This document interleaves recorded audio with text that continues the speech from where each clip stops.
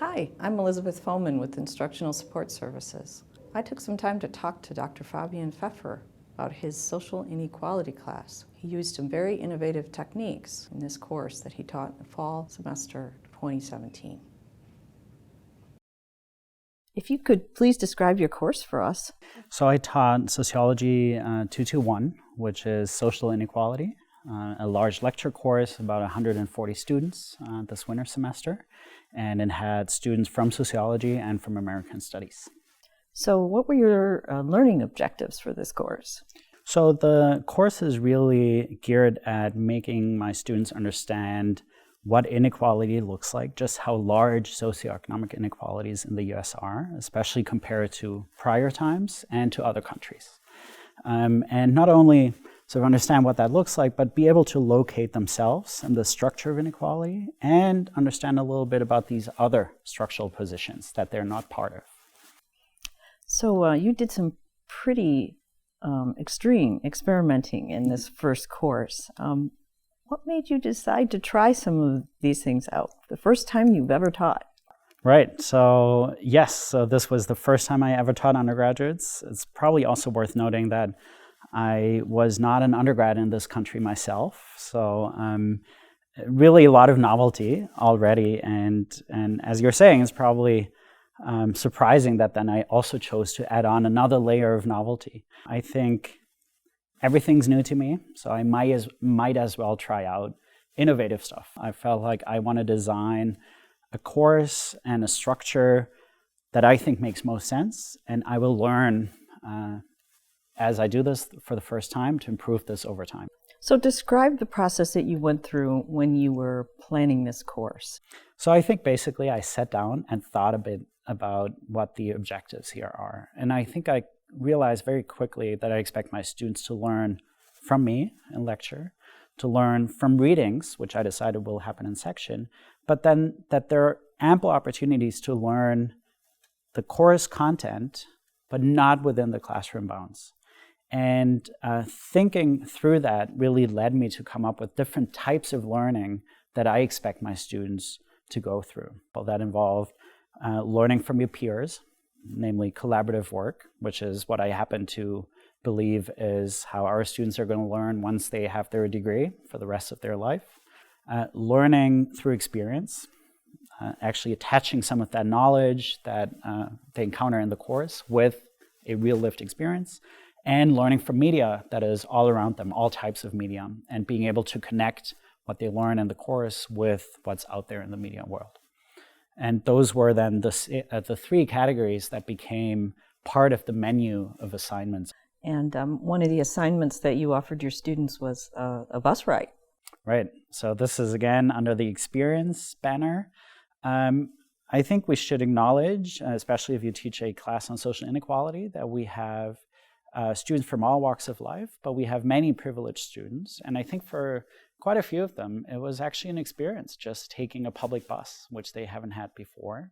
But it was not just taking any bus, it was taking a bus to Ypsilanti, showing them that our worlds that we describe here are not that far apart. And you don't have to go very far outside of Ann Arbor to realize that things look differently. And students did that. They were asked to take notes on the bus and then write about it. And from what we read, it sounds like it was some students were quite impressed by a world that they had not realized was out there or hadn't seen with their own eyes before. Could you tell us a little bit about the poverty simulation? Oh, sure, yeah. So the poverty simulation was under the heading of learning through experience. We have a whole week on poverty in the US. And the idea was to expose students to what poverty may feel like on the ground through an experience that they had themselves. Now, I can't make them poor. In fact, for that, I had a visiting lecturer who joined via Skype who went through childhood poverty and evictions himself and talked about that for 1.5 hours. Perhaps the most effective teaching I've done so far without having said a single word in that lecture. And that really brought it home for many. But I thought it would also be interesting to give them the opportunity to experience some version of that on their own. Now, fortunately, there is an external group here in Ann Arbor that runs these simulations, and we had about 100 students came into a big room. They were assigned roles. So family father of 2, or a grandmother, or a 13-year-old boy, an elderly woman, and they had their money, their food stamps, their car, their kitchen supplies, and needed to survive for a month. And they were in a room surrounded by institutions, welfare agencies, and other types of actors that are involved once you're poor. And they had about an hour, cut into pieces of 15 minutes, each representing 1 week, where they had to make ends meet. And that really, I think, brought home for many students what it may feel like, how your decision making is very different when you're in a very complex situation making ends meet. So how do you think this assignment affected student learning experiences? I think it really captures one of the fundamental features of this gameful approach. Now, I should also say gameful and gamify is a language that's being used here on campus and on other campuses. I use it too, although I always feel obliged to follow it up with a but to explain what it is. In some sense, I even would say it's a misnomer. It trivializes it a little bit. I think what it really is a reflection of a pedagogical approach that I found very attractive. First of all, and most fundamentally, you trust the ability of your students, that you give them freedom to actually acquire their knowledge. And I think that is really an important feature of it, because I think it is, in the end, motivating for students to be able to be the master of their own knowledge acquisition.